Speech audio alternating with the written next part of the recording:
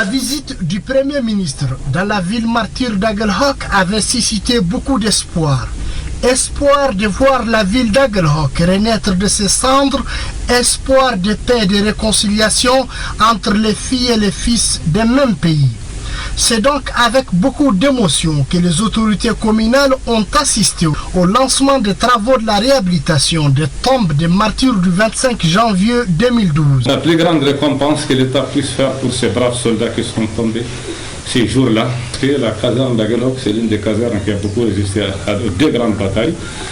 Donc il faut remercier cette initiative, il faut la saluer. Ici, compagnons d'armes, parents et même touristes pourront se recueillir dignement sur les tombes de dignes soldats qui ont écrit de la plus belle des manières une belle page de l'histoire de notre grande armée. En effet, la réhabilitation de ces cimetières est une forte volonté des plus hautes autorités de notre pays, une volonté saluée à plus d'un titre par les femmes. On l'attendait il y a longtemps.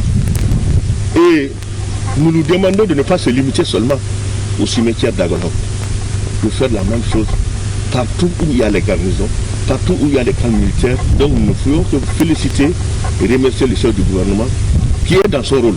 Les gestes du Premier ministre, ministre de l'économie et des finances, chef du gouvernement, visent aussi à saluer la bravoure et le sacrifice ultime du capitaine Bad et ses compagnons pour que le Mali demeure.